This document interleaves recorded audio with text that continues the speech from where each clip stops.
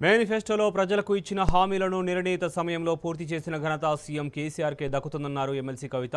వేగంగా అభివృద్ధి సంక్షేమ కార్యక్రమాలు తెలంగాణలో సాధ్యమైనప్పుడు ఇతర రాష్ట్రాల్లో ఎందుకు పూర్తి కావడం లేదని ప్రశ్నించారు. ముంబైలో పర్యటిస్తున్న ఆమె ఛత్రపతి శివాజీ విగ్రహానికి నివాళులర్పించారు. మహారాష్ట్రతో తెలంగాణకు 1000 కిలోమీటర్ల సుదీర్ఘ సరిహద్దు ఉందని, బార్డర్లోని చాలా గ్రామాలు తమను తెలంగాణలో కలపాలని కోరుతున్నారన్నారు కవిత.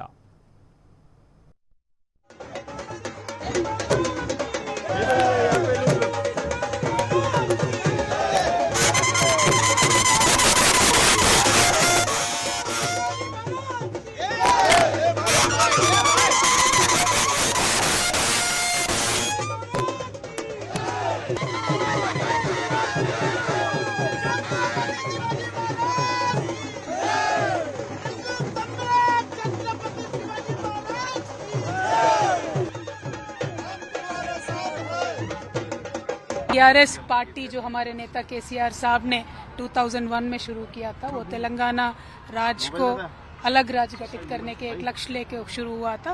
उसके बाद तेलंगाना का अलग राज्य हो गया। फिर तेलंगाना राज्य में जो पिछले 8-9 साल से जिस तरीके की डेवलपमेंट हो रही है, इसके तो देश भर में चर्चा हो रहा है।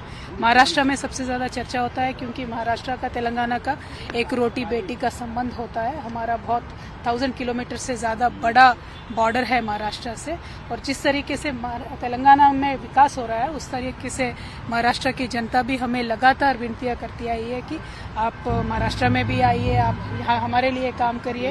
इस तरीके से बहुत सारे डिमांड अभी नहीं, 2014 इलेक्शन से शुरू होकर आ रहे थे कंटिन्यूअसली, क्योंकि विदर्भ से लग के रहते हैं और विदर्भ भी एक सेपरेट राज्य होना चाहता था। तो they are inspired by the leadership of honourable KCR गारू।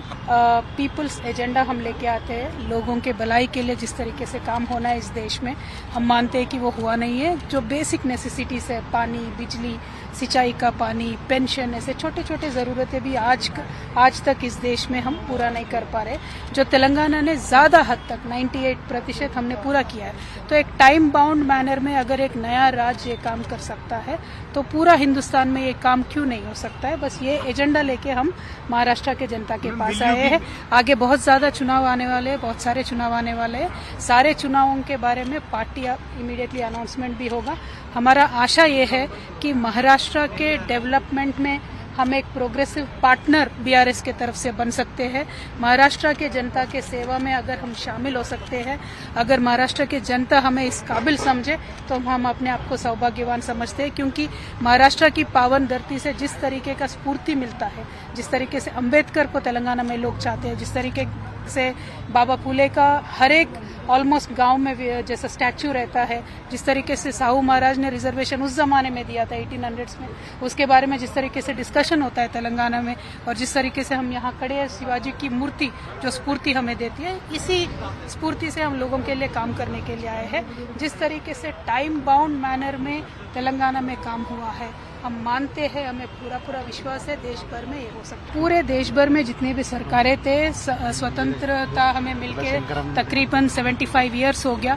आज भी बहुत सारे गांव में बिजली नहीं है, पानी नहीं है। अभी भी हमारे माताओं को गढ़ उठा के चलना पड़ता है। मुंबई जैसे शहर में दिन में 2 घंटे पानी आता है, जहाँ हैदराबाद नया राज्य है 24 आवर्स सेफ ड्रिंकिंग वाटर नल से हर एक घर में आता है। तो जब तेलंगाना कर सकता है, तो महाराष्ट्र क्यों नहीं कर सकता है? महाराष्ट्र कर सकता है, तो देश क्यों नहीं कर सकता? आज मैं ये मान के चलती हूँ, देश में एक ही फ्रंट है बीजेपी, दूसरा फ्रंट कांग्रेस बिल्कुल खाली है। वहाँ टेंट नहीं है, फ्रंट नहीं है, कुछ भी नहीं है। तो जो भी अल्टरनेट बनेगा वही दूसरा होगा। जो भी अल्टरनेट बनेगा वही कल बीजेपी को एक अच्छे से मुकाबला देने वाला एक कोएलिशन होगा। तो हम ये मान के चलते हैं, केसीआर साहब यही एफर्ट में लगे हुए हैं पिछले 2-3 साल से। हर एक जब भी मौका मिलता है, हर एक राज्य से मुख्यमंत्री से मिलते हैं, वो जो जितने भी रीजनल पार्टी से रीजनल ताकतें हैं, उनको साथ लेके चलने के लिए केसीआर साहब ने एक सीरियस एफर्ट किया है। हाल ही में भी हमारे खम्भम में बहुत बड़ा रैली हुआ था, वहाँ पे सीपीआई के नेता आए, आम आदमी पार्टी के नेता आए, अखिलेश जी आए, सभी लोग आए। तो ये प्रयास चलता रहेगा।